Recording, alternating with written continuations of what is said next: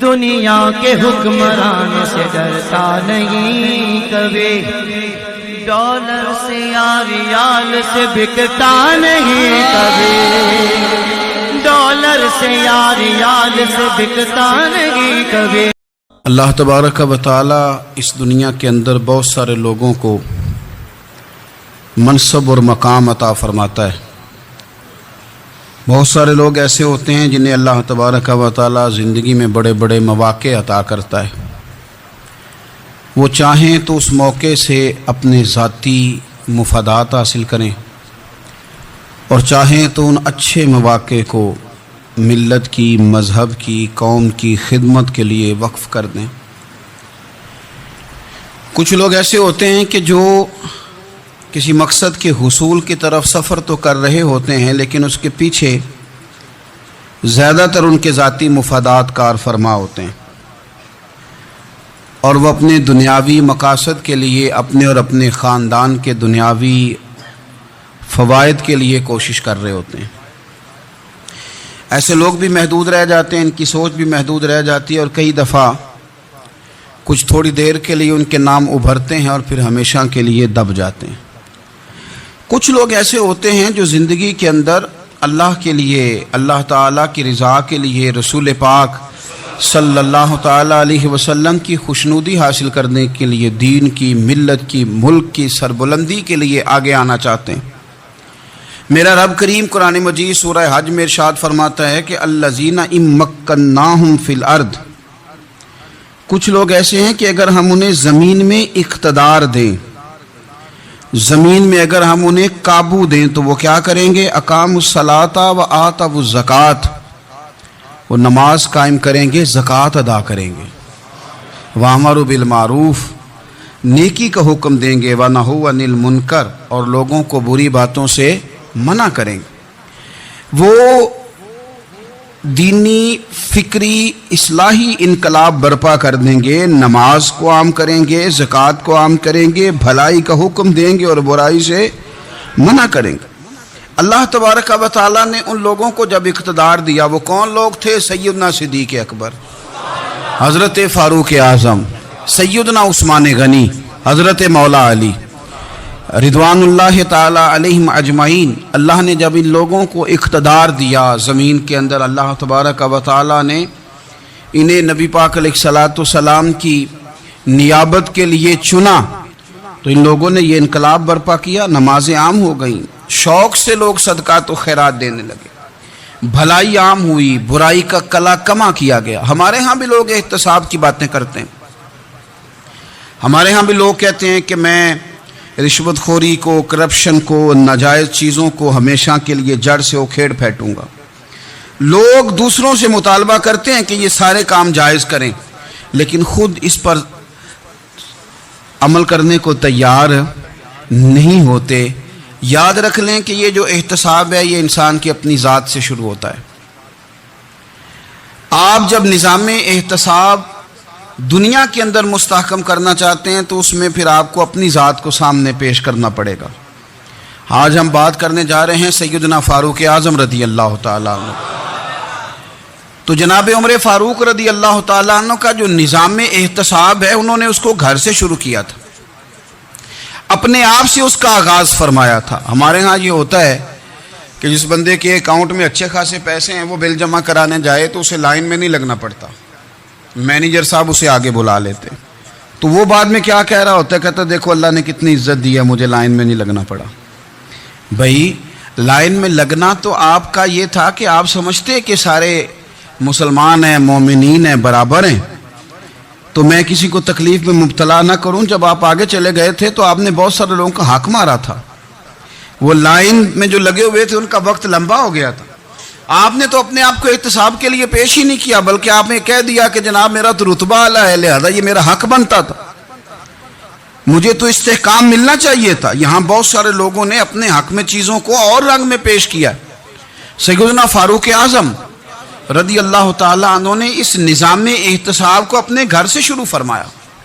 حضرت عمر فاروق رضی اللہ تعالیٰ عنہ اپنے بچوں سے فرمایا کرتے تھے کہ جب میں حکم لوگوں کو کروں گا نا، اپنی رعایا کو، مسلمانوں کو میں کوئی حکم دوں گا تو تمہیں پہلے اس پر عمل کرنا پڑے گا۔ آپ فرمایا کرتے تھے یاد رکھنا لوگ تمہیں اس طرح دیکھیں گے، لوگ اس طرح تمہیں دیکھیں گے جس طرح گوشت کھانے والا پرندہ گوشت کو دیکھا کرتا ہے۔ چیل گوشت کھاتی ہے تو کیا کبھی اس کو پیغام بھیجنا پڑا ہے کہ تو آجا یہاں گائے مر گئی ہے، بھینس مر گئی ہے؟ خود بخود اس کی نظر ہوتی ہے، وہ پہنچ جاتی۔ جناب عمر فرمانے لگے میرے گھر والوں، میرے بیٹوں، میری بیٹیوں، میری اہلیہ، لوگ تمہیں اس طرح دیکھیں گے جس طرح گوشت کھانے والے پرندے دیکھتے ہیں، لہذا میں جب کسی کو عمل کروں تو پہلے تمہیں اس پر عمل کرنا پڑے گا جب میں کسی کو حکم دوں۔ آپ فرمانے لگے یاد رکھنا اگر تم نے میرا حکم نہ مانا تو غیروں نے حکم نہ مانا تو انہیں ایک سزا ملے گی، اور اگر میرے گھر والوں نے نہ مانا تو ڈبل سزا ملے گی، تم پر ڈبل سختی کی جائے گی کہ تم نے میری بات کیوں نہیں مانی۔ یہ نظام احتساب ہے۔ ہم نہ دوسروں کے بچوں کا گلا کاٹ کے اپنے بچوں کی خوشیاں لینا چاہتے ہیں، ہم چاہتے ہیں کہ دوسروں کے بچوں کے حصوں کا مال میرے گھر میں آ جائے، آ جاتا ہے۔ کچھ لوگوں کی سیاست چل جاتی ہے، کچھ لوگوں کا فریب اور فراڈ کام کر جاتا ہے، لیکن وہ گھر روشن نہیں ہوتے۔ ان گھروں میں پیسہ ہوتا ہے پر قرار رخصت ہو جاتا ہے، ان گھروں میں آسانیاں اور وسعتیں تو آ جاتی ہیں لیکن ایک دوسرے کا احترام ختم ہو جاتا ہے۔ سیدنا فاروق اعظم رضی اللہ تعالیٰ عنہ کا یہ طریقہ تھا کہ وہ اپنے بچوں پر سختی کرتے۔ آپ ہمارے ملک میں یہ نظام ہے، موجودہ حکمران ہو یا ان سے پچھلے، بچے سب کے ملک سے باہر رہتے ہیں، یہاں رہتے ہیں تو محلات میں، باہر جاتے ہیں تو بڑی بڑی آسائشوں میں۔ ان کے بچوں کے لیے قانون بھی الگ سے ہیں، قاعدے بھی الگ سے ہیں، اور ہمارے ملک کے اندر تو ایک باقاعدہ پروٹوکول کا سسٹم ہے، اس سسٹم سے گزر کر بڑے بڑے لوگ چلنا پسند کرتے ہیں۔ ہمارے زمانے میں بھی کچھ چیزیں سرکاری ہوتی ہیں خالص، لیکن عجیب نظام ہے نا، ہر چیز کا کرایہ بڑھ جاتا ہے، سرکاری دکان کا نہیں بڑھتا۔ باقی دکانیں 5-6 سال کے لیے ملتی ہیں، سرکاری دکان پہ آپ قبضہ کرنا چاہیں تو پورے 100 سال کے لیے مل جاتی ہے، چونکہ یہ عام عوام کی پراپرٹی ہے تو اس کے ساتھ جو مرضی کو سلوک کرے۔ ایک سرکاری چراگاہ تھی جس کے اندر جانور چرا کرتے تھے، ہمارے ہاں بھی پنجاب میں کچھ جگہ ہوتی ہیں تو ہم لوگ کہتے ہیں شام لاٹ ہے۔ سرکاری چراگاہ میں جانور چرا کرتے تھے۔ حضرت عمر فاروق رضی اللہ تعالیٰ عنہ کے صاحبزادے سیدنا عبداللہ ابن عمر رضی اللہ تعالیٰ عنہ نے بھی ایک اونٹ خرید لیا، تو سب لوگوں کے جانور سرکاری چراگاہ میں چرتے تھے، آپ نے بھی اپنا جانور وہاں چرنے کے لیے، کھانے پینے کے لیے چھوڑ دیا۔ وہ جب اونٹ آیا تو پتلا تھا، کچھ دنوں کے بعد وہ فربا ہو گیا، طاقتور ہو گیا، موٹا تازہ ہو گیا۔ حضرت سیدنا عبداللہ ابن عمر رضی اللہ تعالیٰ عنہ نے بیچا تو وہ ڈبل قیمت سے بھی زیادہ کا بکا، کیونکہ پہلے دبلا پتلا تھا، اب موٹا تازہ فربا ہو گیا۔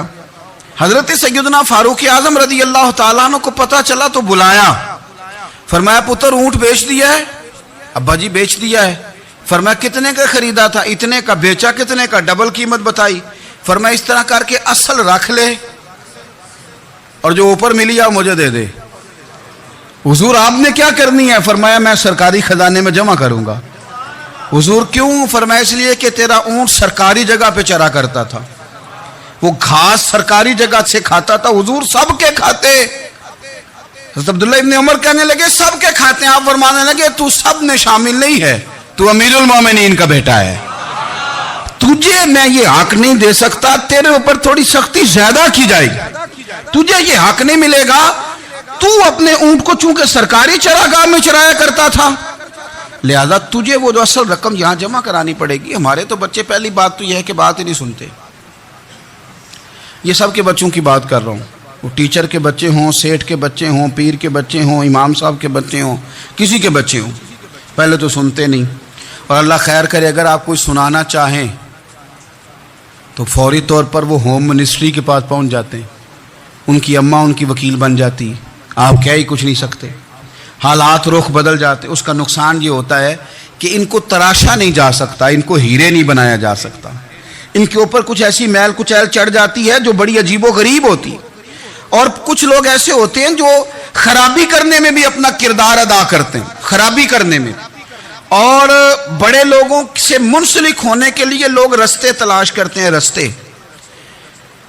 میں چونکہ چیزوں کا مطالعہ کرنے کا بڑا شوقین ہوں، تو میری والدہ داخل تھیں کئی سال پہلے ہسپتال میں، تو مجھے اس ہسپتال میں کچھ دن رہنا پڑا. ایک پرائیویٹ ہاسپٹل تھا، تو اس میں انہوں نے جگہ جگہ لکھ کے لگایا تھا ملازمین کو بخشیش نہ دیں.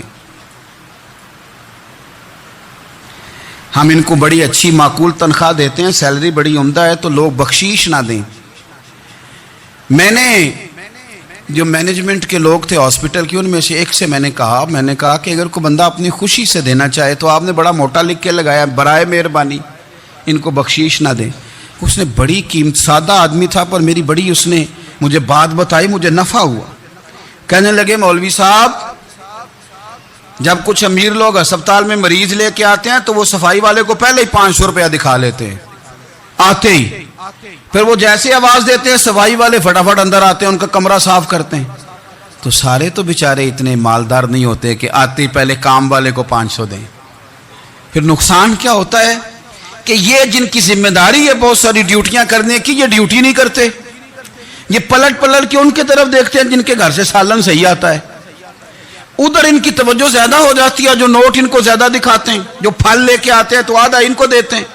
تو ہم یہ کہتے ہیں یہ کام ہی نہ کرو، یہ اپنی تنخواہ پہ کام کریں تاکہ ہر آنے والے کا درد سمجھیں، ہر ایک کو یکساں یہ سروسز فراہم کریں. تو ہم یہ کام کرتے ہیں. ہم ایم پی اے کے اور کسی سے ہمارا تعلق نہ بنے تو ہم جناب اس کے ڈرائیور سے ہی تعلق بنا لیتے ہیں. ہم وہ جو آپریٹ کرنے والا ہوتا ہے ٹیلی فون، اسی سے بڑا تعلق بناتے ہیں، اس کو مٹھائی کا ڈبہ جلدی پہنچا دیتے ہیں. تو اسی طرح سے بڑے لوگوں کی اولادوں کو بگاڑا جاتا ہے. حضرت عاصم بن عمر رضی اللہ تعالیٰ عنہ، یہ سیدنا فاروق اعظم کے بیٹے تھے. مصر گئے تو لوگوں کو پتا چلا حضرت عمر کے بیٹے آئے. لوگوں نے تحفے دیے، بڑی بڑی چیزیں آپ کو دی. حضرت عمر کا بیٹا آیا، بڑے گفٹ دیے. تو صاحبزادے واپس آئے تو ان کے پاس بڑے تحائف تھے. سیدنا عمر فاروق رضی اللہ تعالیٰ عنہ نے دیکھا تو فرمایا ادھر لانا تحفے. کہا ابا جی لوگوں نے مجھے دیے ہیں. فرمایا تو نے کیوں بتایا تھا کہ میں امیر المومنین کا بیٹا ہوں؟ کہا حضور ان کو ویسے ہی پتا چل گیا. فرمانے لگے پتر یہ تحفے تمہیں اس لیے ملے ہیں کہ تم امیر کے بیٹے ہو، یہ تحفے تمہارا حق نہیں، چونکہ تمہیں اس کرسی کی وجہ سے ملے ہیں اور یہ کرسی مسلمانوں کی ہے، لہذا یہ حق بھی مسلمانوں کا ہی ہے. یہ لا سارے مال غنیمت میں جمع کیے جائیں گے. آپ اپنے گھر سے جب احتساب شروع کرتے ہیں، اپنے گھر سے، اور یہ یاد رکھیں یہ جو لوگ آتے ہیں آپ کے بچوں کو نوازنے کے لیے، یہ انہیں خراب کرتے ہیں، بگاڑ پیدا کرتے ہیں، یہ عجیب و غریب سی چیزوں میں مبتلا کر دیتے ہیں. بچوں کا نقصان ہوتا ہے کل کلام. پھر جو شاپر اچھا لے کے آئے پیر صاحب کے بچے ذرا اس سے پیار سے ملتے ہیں، نقصان ہو جاتا ہے. یہ دستے نگر ہو جاتے ہیں، یہ لوگوں کی طرف جیتے ہیں، دوسروں پہ ڈیپینڈ کرنے لگتے ہیں. حضرت ابو موسیٰ اشعری رضی اللہ تعالیٰ عنہ نے پہلے تو ایک قلین بڑا سونا تھا، تو آپ نے حضرت عمر کے گھر بھیج دیا کہ چلو ان کے گھر میں ان کی اہلیہ بچھا لیں گی. کہیں سے تحفہ آیا.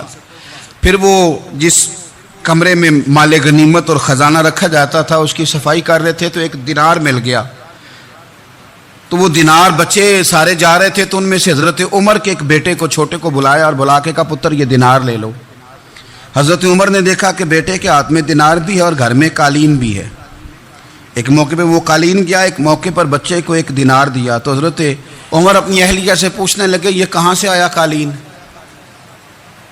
کہا جناب ابو موسیٰ اشعری رضی اللہ تعالیٰ عنہ نے بھیجا ہے. بیٹے سے پوچھا دینار کہاں سے آیا؟ کہا مجھے انہوں نے ہی دیا ہے.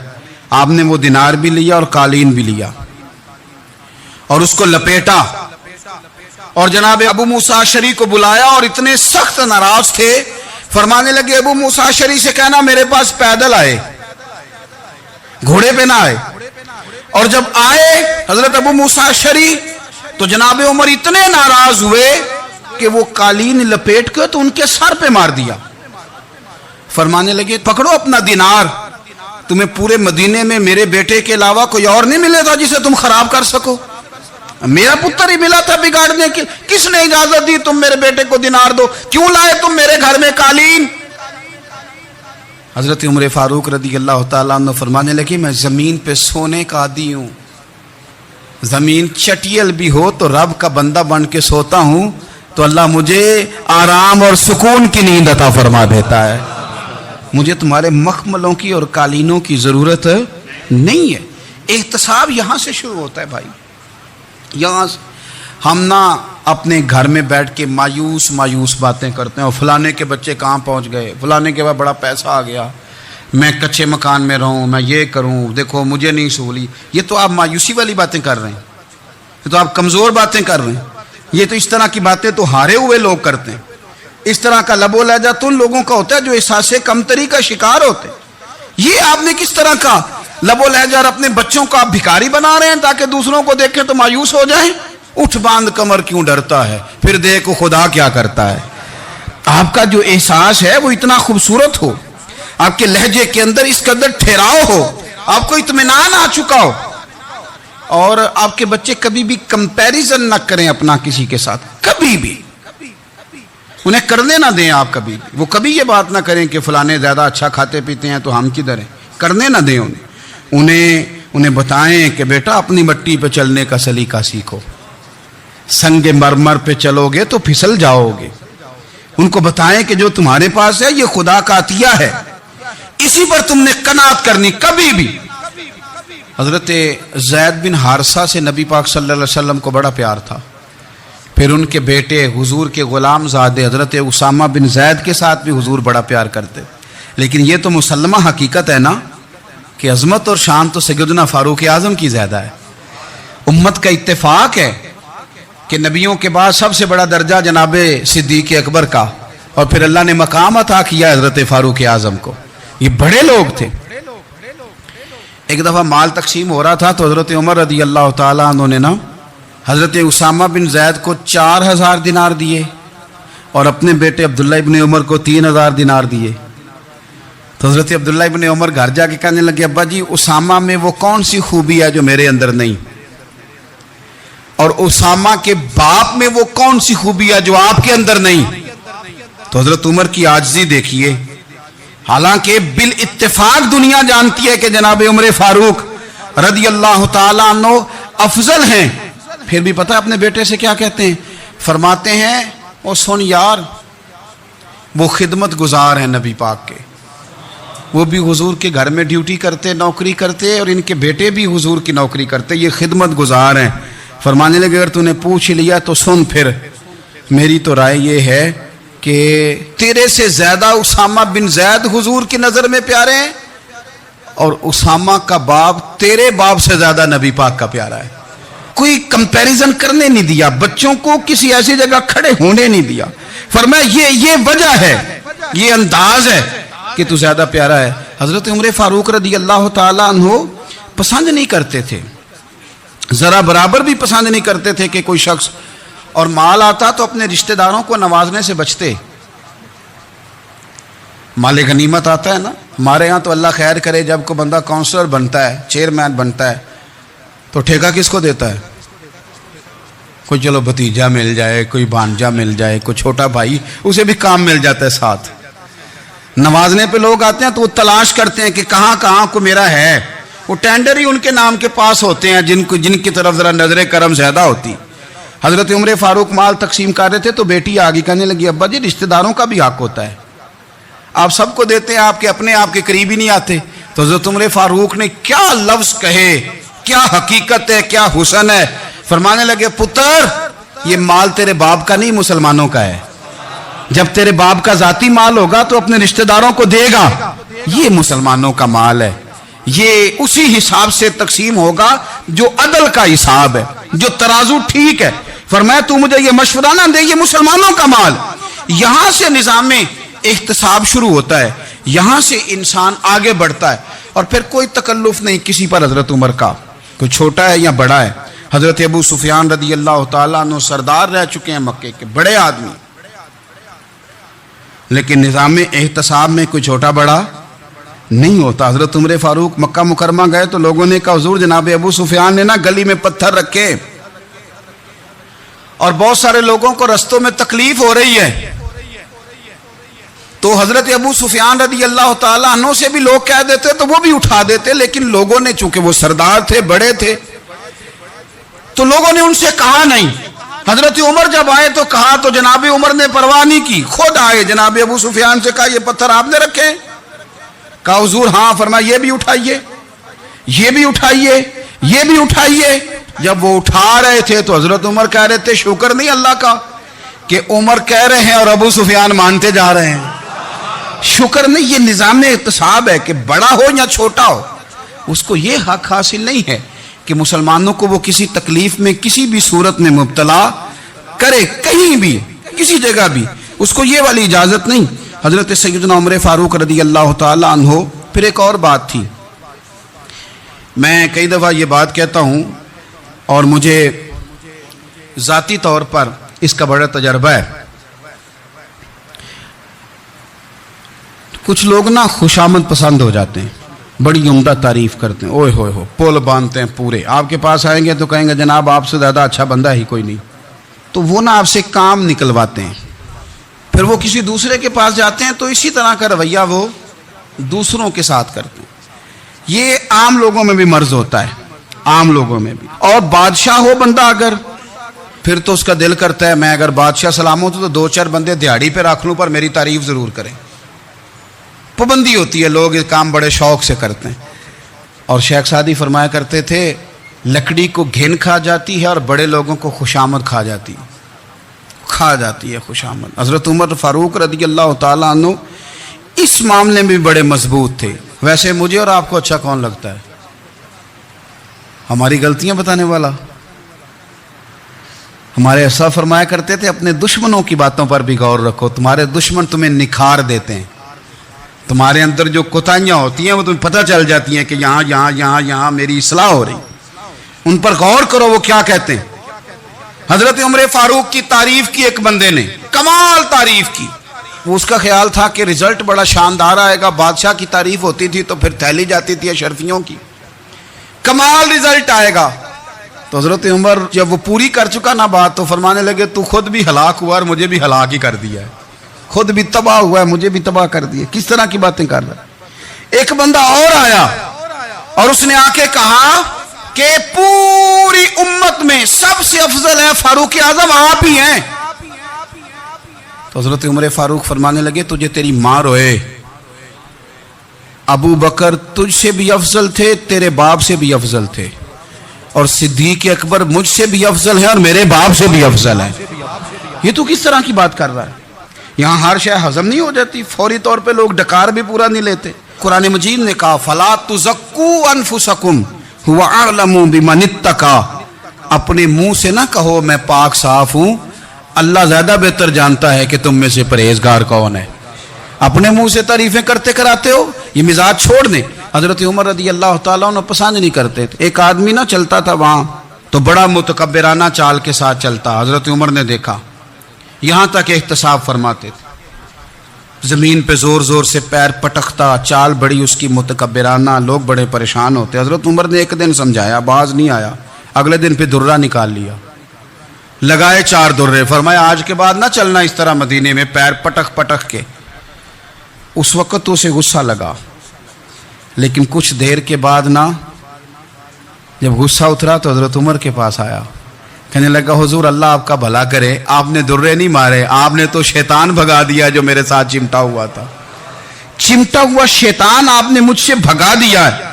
یاد رکھیں مسند امام احمد بن حنبل میں حدیث ہے، اللہ کے پیارے رسول صلی اللہ علیہ وسلم فرماتے ہیں جو دنیا میں متکبرانہ چال کے ساتھ چلتا ہے نا، قیامت کے دن وہ اللہ سے اس حال میں ملے گا کہ رب اس سے ناراض ہوگا۔ متکبرانہ چال سے نہیں چلیں گے۔ تو حضرت فاروق اعظم رضی اللہ تعالیٰ عنہ کا یہ طریقہ تھا کہ آپ خیال کرتے، اور پتہ کس طرح کا آپ کا مزاج تھا؟ فرماتے تھے تقسیم کرو، دوسروں کا بھی خیال رکھو۔ جس طرح بندہ دیوانہ وار نہیں لوگوں کا خیال رکھتا کہ بندہ بگڑے کوئی نہ، دیوانہ وار۔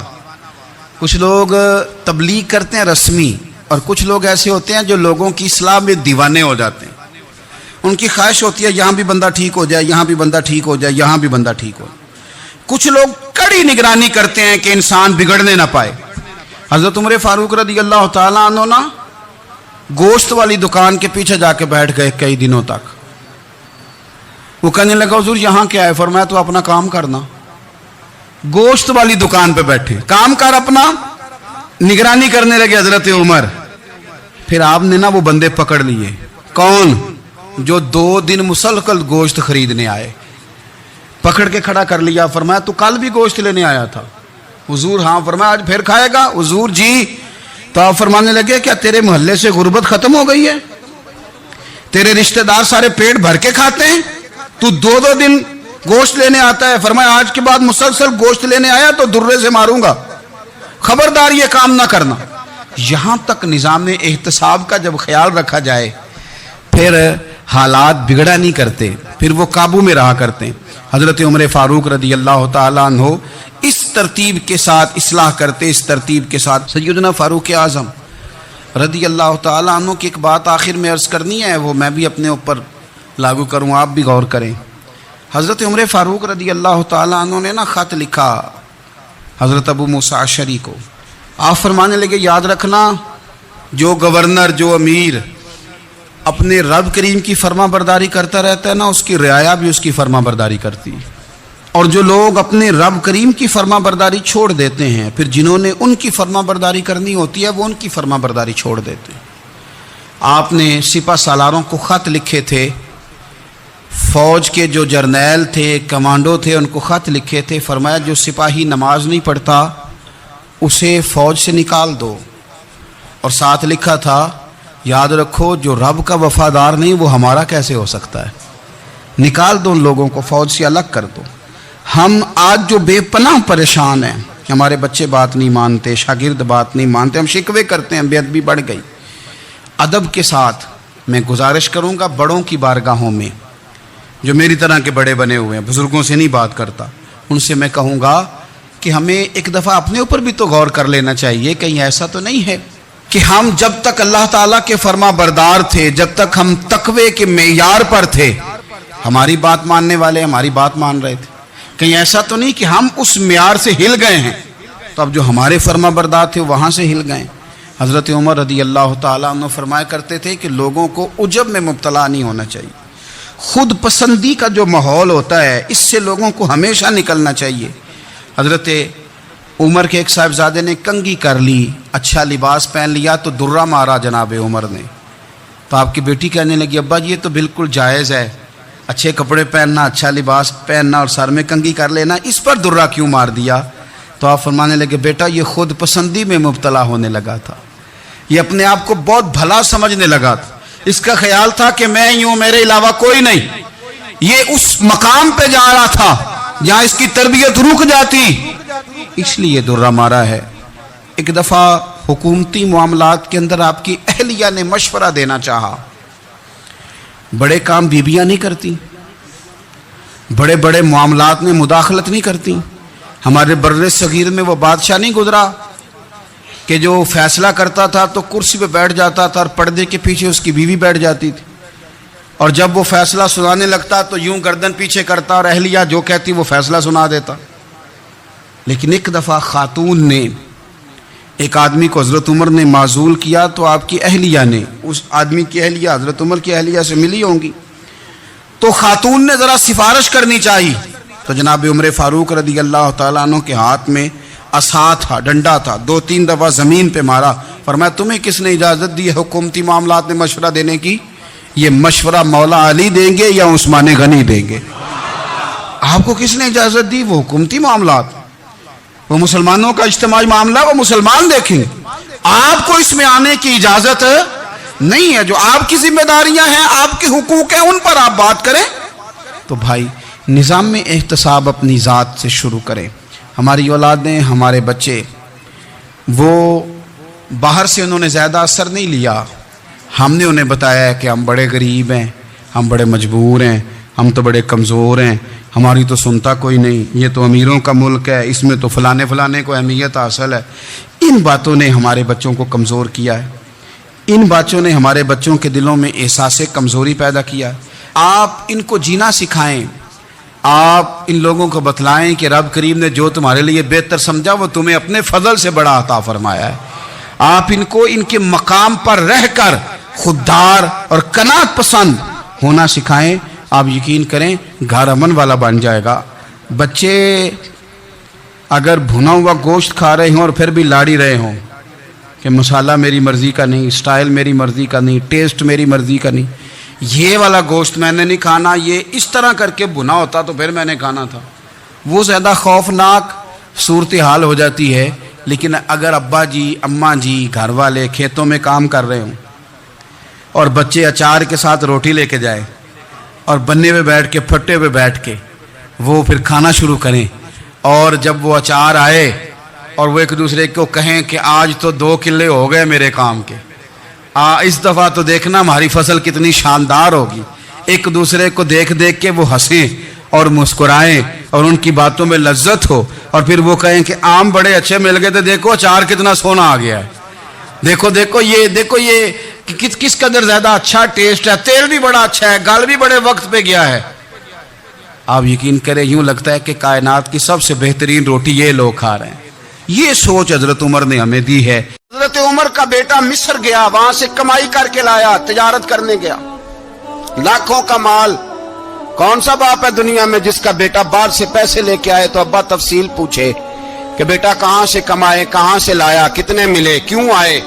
کون سا باپ تفصیل پوچھتا ہے؟ ابا تو کہتا ہے لا صحیح، اور تعریفیں کرتا ہے میرا بیٹا بڑی کمائی کرتا ہے۔ کبھی پوچھا ہے اس سے کہ ڈیوٹی صحیح دیتا ہے کہ نہیں؟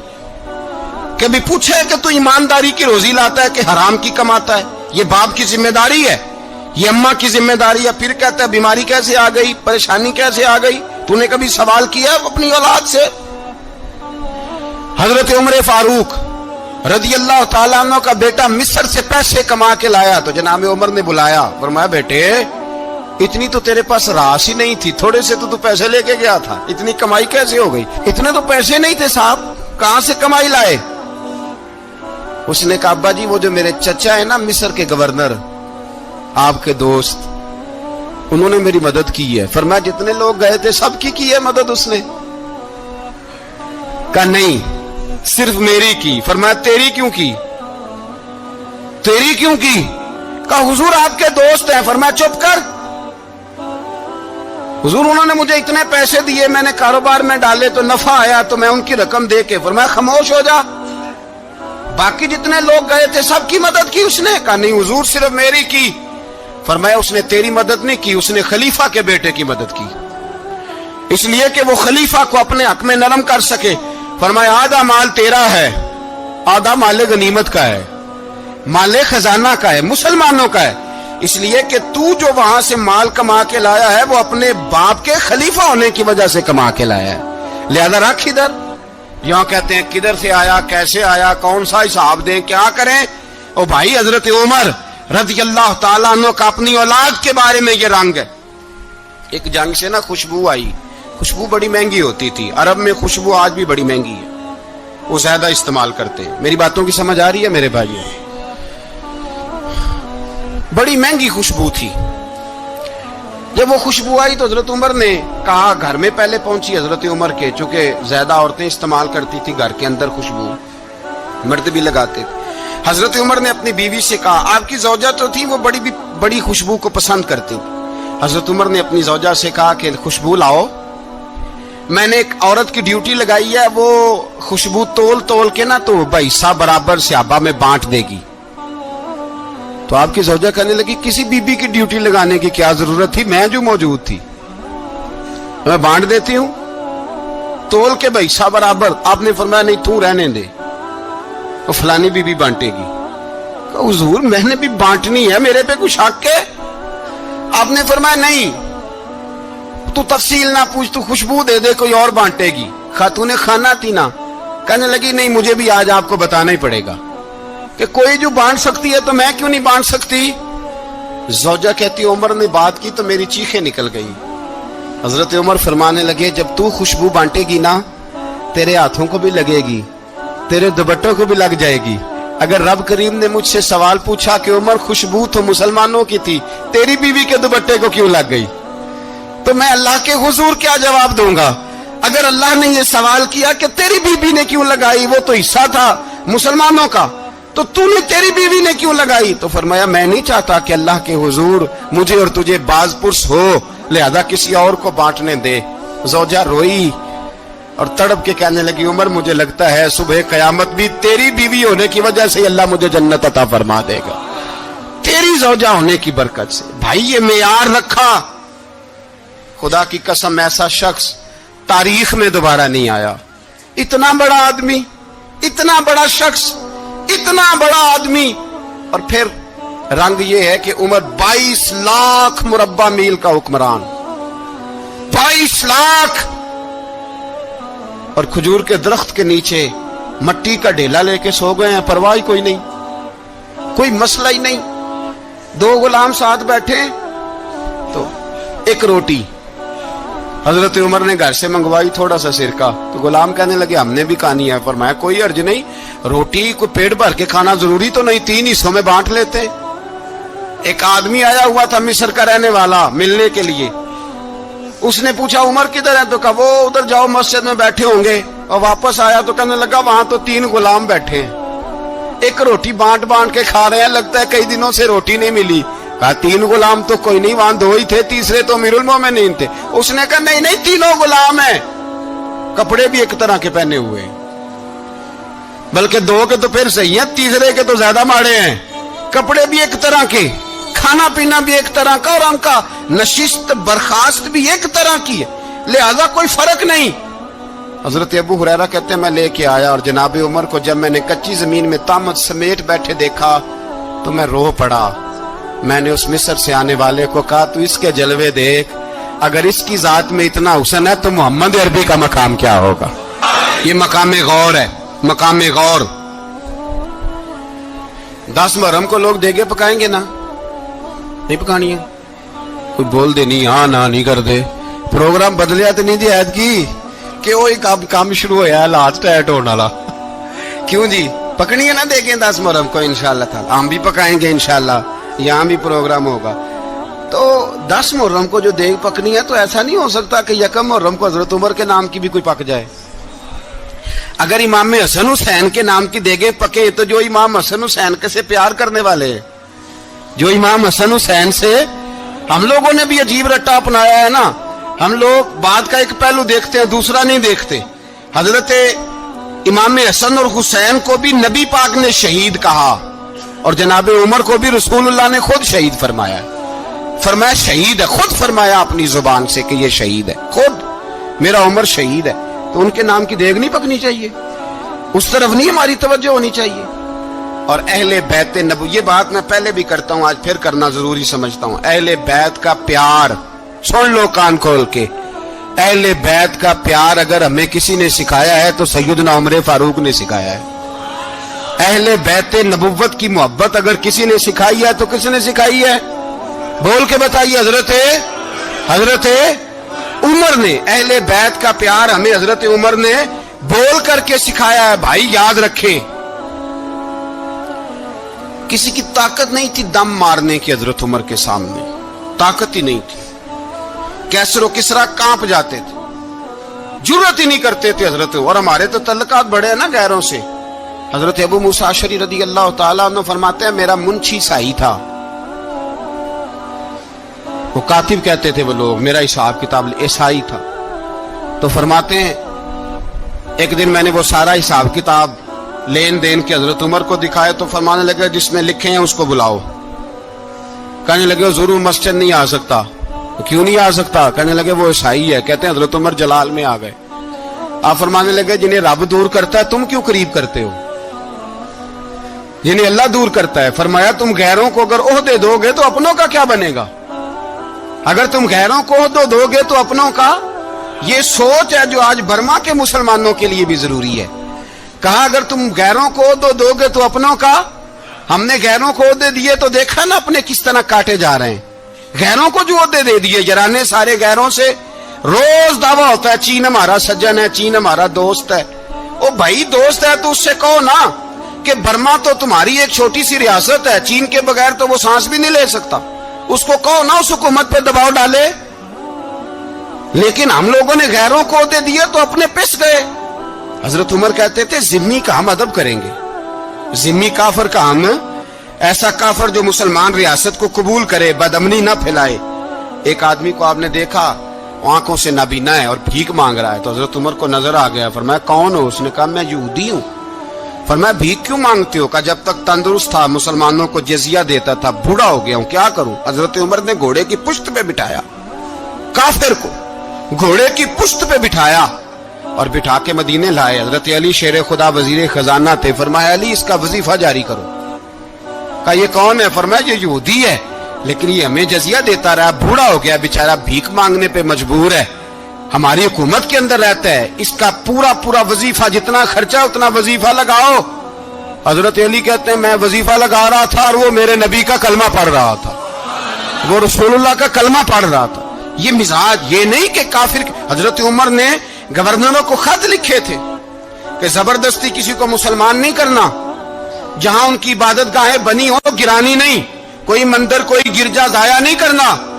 इस्लाम सबको जीने का मौका देता है, पर बेईमानो जालिमो बदजातो तुम्हें यह कहता है कि हम तुम्हें जीने का मौका देते, तुम भी मुसलमानों को जीने का मौका दो। ये जहां बसते हैं जहां रहते हैं इन्हें वहां जीने का मौका दो, इन्हें भी अल्लाह अकबर कहने का मौका दो, इन्हें भी कुरान पढ़ने का मौका दो, इन्हें भी रसूलुल्लाह पर दुरूद पढ़ने का मौका दो। हमारे मुल्क में ईसाई अपनी मर्जी से खुलेआम तबलीग करते हैं। यहां तो चैनल चलाए हैं ईसाइयों ने, किसी मजहबी जमात ने कभी जुलूस निकाला है कि ईसाइयों का चैनल बंद करो? बोले निकला है कि नहीं निकला? कितने जुल्म की बात है। हम जब गैर को इतना तहफुज देते, इतना तहफुज देते, हमने देखा है, मुझे 20 लोगों ने ईद पे टेलीफोन किए कि ईसाइयों को कुर्बानी का गोश्त दे लें, मजबूर हैं जी, दरवाजे पे आ गए हैं, हमारे काम काज करते हैं। 20 लोग, आम आदमी के दिल में इनका इतना जज्बा है, वो मसाइल का बयान करने एक अलग बात, लेकिन हमारे दिल काफर के हक में भी नरम हो जाते। तुम किस कदर ज्यादा बेईमान हो और कुफर किस कदर ज्यादा जलील हो गया है कि मुसलमान के हक में नरम होता ही नहीं। और उससे बड़े जलील वो हैं जो इन जलीलों के सपोर्टर हैं, वो किसी अरब मुल्क के हुक्मरान हो या किसी और जगह के, वो बड़े जलील है जो इन जलीलों के सपोर्टर हैं, जो बर्मा की बच्चियों के कत्ल पर अपनी हुकूमतें चमका रहे हैं। ने शर्म नहीं आती, इस कदर मुसलमान तड़पा है, लेकिन उन बेगैरतों को जरा होश नहीं आई। और ये उनके कमाश, उनके दलाल जो हर जगह उनकी सपोर्ट करके अपनी हुकूमतें कायम करते हैं, बेईमानों को पता नहीं कि कब इन पर अल्लाह का अजाब उतरेगा और किस तरह इनके परखशे उड़ेंगे। तुम्हें अपनी जिल्लत और रुसवाई नजर नहीं आ रही कि जमीन किस तरह तुम्हारे लिए तंग हो गई है? इससे ज्यादा और तुम्हारी रुसवाई क्या होगी? डरो अल्लाह से, और ये तो दुनिया का अजाब है। इन्ना बत्श रब्बिक शदीद, मेरा रब कहता है क़यामत तो कायम होने दे। जितना सख्त तेरे रब की पकड़ है इतनी किसी दूसरे की हो सकती, याद रखें। और थोड़ा एहतियात करें हम सब लोग भी, जो हम लोग आधी जुबान बोल के भी इनकी सपोर्ट करते, अब शर्म आनी चाहिए हमें इन हुकूमतों की सपोर्ट करते जो मुसलमानों की लाशों के ऊपर हुकूमतें कायम करते हैं, शर्म आनी चाहिए। बहरहाल बात दूर निकल जाएगी और मैं अपने मजमून पे रहता हूं। अहले बैत का प्यार अगर सिखाया है तो जनाब उमर ने सिखाया है रदी अल्लाह ताला अन्हो, इमाम हसन मिलने। आप यकीन करें, मैं जब इस वाकया को पढ़ता हूं तो मेरा दिल झूम जाता है। मैं कहता हूं यार, डाडा होना अपनी जगह पे, इश्क होना अपनी जगह पे, इंसान का बावकार होना अपनी जगह, जहां खड़े होना था वहां ये खड़े होते थे और जहां झुकना था वहां ये इन लोगों में इकबाल ने कहा था, तेरी निगाहे नाज से दोनों मुराद पा गए, अकले गियाबो जुस्तजू इश्के हुजूरो इस तरह। जहां अगर आया है सामने कैसरो किसरा तो उमर जैसा दलेर कोई नहीं, अगर सामने आया ईरान का बादशाह तो उमर जैसा तगड़ा कोई नहीं, अगर आया है सामने गुस्तान का बादशाह तो उमर जैसा आदिल कोई नहीं। लेकिन अगर अली का बेटा आया है, अगर फातिमा के लाल पारे आए हैं, तो फिर फारूक आजम से जैसा मुहिब कोई नहीं, फिर उनसे जैसा प्यार करने वाला कोई नहीं। अंदर बैठे हैं जनाबे उमर, अंदर तनाई में कुछ वजीरों से गुफ्तगू हो रही है, मीटिंगें जारी हैं। आपके बेटे मिलने आए जनाबे अब्दुल्ला इब्ने उमर, अब्बा जी मिलने आए, बात ठहरो, बात कर रहा हूं, कोई ना अंदर आए। साहबजादा बाहर खड़ा है। थोड़ी देर गुजरी तो इमाम हसन भी आ गए। कौन आए? आपको अजब मिलेगा इमाम साहब का नाम लेने से, वो सरदार हैं जन्नतियों। कौन आए? सारे बोलिए, इमाम हसन, तेरी नस्ल पाक में है बच्चा बच्चा नूर का, تو ہے نے نور تیرا سب کرانا. امام حسن آئے تو حضرت عبداللہ ابن عمر کو دروازے پہ کھڑے دیکھا. کہا امیر المومنین کہاں ہیں؟ کہنے لگے حضرت عمر کے بیٹے. کہنے لگے وہ اندر بیٹھے, کچھ میٹنگ ہو رہی ہے اور انہوں نے کہا ہے کوئی اندر نہ آئے, لیکن آپ جانا چاہیں تو چلے جائیں, آپ جانا چاہیں تو تیری نسل پاک میں ہے بچہ بچہ نور, آپ جانا چاہیں تو چلے جائیں. تو انہوں نے کہا جب آپ باہر کھڑے ہیں تو مجھے کوئی اتنا ضروری کام نہیں, اور ابھی زور کی نماز تھوڑی دیر میں ہوگی, میں مسجد میں مل لوں گا امیر المومنین سے. یہ بات کہہ کے امام حسن چلے گئے. یار اتنی بڑی بات نہیں تھی, اتنی بڑی بات نہیں تھی. وہ میرے استادوں کا بیٹا بھی آئے تو کہا ٹھیک ہے جی وہ سوئے ہوئے ہیں, تو کوئی غرض نہیں یار میں ٹھہر کے آ جاؤں گا, کوئی بڑی بات نہیں تھی. دیکھا جائے تو بڑی بات نہیں تھی, پر بات بہت بڑی تھی, اس لیے کہ یہ خالی حسن نہیں, یہ حسن ابن علی ہے, یہ حضرت فاطمہ کے لخت جگر. حضرت عمر باہر نکلے, عبداللہ ابن عمر سے پوچھا کوئی آیا تو نہیں؟ تو کہا حضور امام حسن آئے تھے. تو کہا پھر شہزادے کو اندر کیوں نہیں بھیجا؟ کہا میں نے کہا تھا. وہ کہنے لگے اگر امیر المومنین مصروف ہیں تو میں ظہر میں مل لوں گا. حضرت عمر رونے لگے, فرمایا بیٹے تو نے اچھا نہیں کیا. پھر مسجد نہیں گئے, سیدھے امام حسن کے دروازے دستک دی. امام حسن باہر آئے, کہا شہزادے آئے تھے تو ملے کیوں نہیں؟ تو امام حسن کہنے لگے حضور آپ کا اپنا بیٹا دروازے پہ کھڑا تھا, آپ کا اپنا بیٹا دروازے پہ کھڑا تھا, اور منع بھی کیا تھا آپ نے تو میں زور میں مل لیتا. حضرت امام حسن فرماتے جوش جذبات میں جناب عمر نے سر سے پگڑی اتار دی, جوش جذبات میں. کہنے لگے حسن میرے بیٹے کا اور آپ کا کیا مقابلہ؟ کیا اس کی ماں کا نام فاطمہ الزہرا ہے؟ کیا اس کی نانی کا نام خدیجۃ الکبریٰ ہے؟ کیا اس کے نانے کا نام محمد مصطفیٰ ہے؟ آپ کا اور اس کا کیا مقابلہ؟ پھر رو پڑے اور کہنے لگے بیٹے میں مکے کے صحراؤں میں اونٹ چرایا کرتا تھا, یہ جو میرے سر پر عزت کے بال ہیں یہ تیرے نانے کے اگائے ہوئے, میں مکے کے خبردار شہزادے خبردار. او بھائی اہل بیت نبوت کے ادب کا رنگ اگر سکھایا ہے تو سیدنا عمر نے سکھایا ہے. حضرت عمر فاروق اتھارٹی ہے, اسلام کی اتھارٹی. یکم محرم حضرت عمر کی شہادت ہے. یہودی بول اٹھا, کافر بول اٹھا. اگر 6 مہینے عمر دنیا میں اور رہتے تو دنیا میں کوئی کافر موجود نہ ہوتا. 6 مہینے. اور جب اس بطل جلیل کا جنازہ اٹھا, اللہ بخاری پڑھیے نا, اللہ مرزقنا شہادت فی سبیلک, اللہ بسترے کی موت نہ دینا شہادت کی دینا.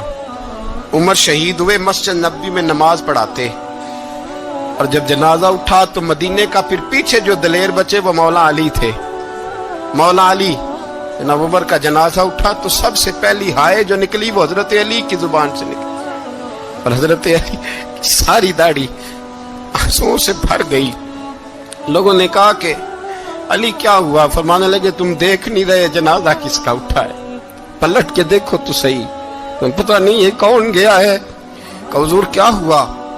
آپ فرمانے لگے عمر اس طرح کے کام کر کے گیا ہے, اب ان کے رستوں پہ کون چلے گا؟ کون اس کے جگر راہ وفا میں؟ میں نقش ایسے چھوڑ آیا ہوں, میں جس منزل سے گزرا ہوں وہ اب تک یاد کرتی ہے. حضرت علی حضرت عمر کے جنازے پہ کھڑے ہو کے کہتے ہیں اللہ مجھے اس طرح کے عمل کرنے کی توفیق دے جس طرح کے عمر کر کے گیا. میرے بھائی بطل عزیز, بطل حریت حضرت عمر رضی اللہ تعالیٰ عنہ جو اپنی زندگی انقلاب والی گزار کے گئے. عمر جب دنیا سے گئے تو 80 دینار کا قرضہ تھا, 22 لاکھ مربع میل کا حکمران, اور اپنے بیٹے سے کہنے لگے بیٹے کوشش کرنا تیرے خاندان والے مل کے میرا قرضہ اتار دے, میری قبر پہ بوجھ نہ رہے, اور اگر خاندان والے مدد نہ کریں تو میرے دوستوں سے بات کرنا, وہ مدد نہ کریں تو پھر علی سے بات کرنا. ان کا پیار آپس میں اتنا, اور تو اختلاف ثابت کر رہا. 80 دینار کا قرضہ چھوڑ کر حضرت عمر دنیا سے گئے, اور جاتی دفعہ کہہ گئے میرے بعد میرے بچوں کو حکومت کے مشورے میں بھی شامل نہ کرنا, حکومت کے مشورے میں بھی میری اولاد شامل نہ ہو. اتنا بڑا شخص اتنا بڑا رنگ دے کے یکم محرم کو جب عمر فاروق کا وصال ہوا تو بیٹے سے کہنے لگے اما عائشہ سے جا کے کہو میرا بھی نبی پاک کے روزے میں دفن ہونے کو دل کرتا ہے. ایک قبر کی جگہ ہے اماں جی نے اپنے لیے رکھی ہے, بخاری یا بخاری. حضرت عائشہ کے پاس صاحبزادے گئے, کہنے لگے اماں جی عمر کو زخم لگ گیا ہے, حالت بڑی پریشانی والی ہے. وہ کہتے ہیں اگر اماں اجازت دیں. سید عائشہ رو پڑی, فرمانے لگی کہ وہ اپنی قبر کی جگہ تو نہیں نا کسی کو دیتا, پر عمر نے کمال ہی بڑا کیا. اسے کہو جاؤ گنبد خضرا میں قیامت تک جو مصطفیٰ پہ اور ابو بکر پہ سلام پڑے گا وہ تجھ پہ بھی سلام پڑھ کے جائے گا. جاؤ میں نے جگہ دی.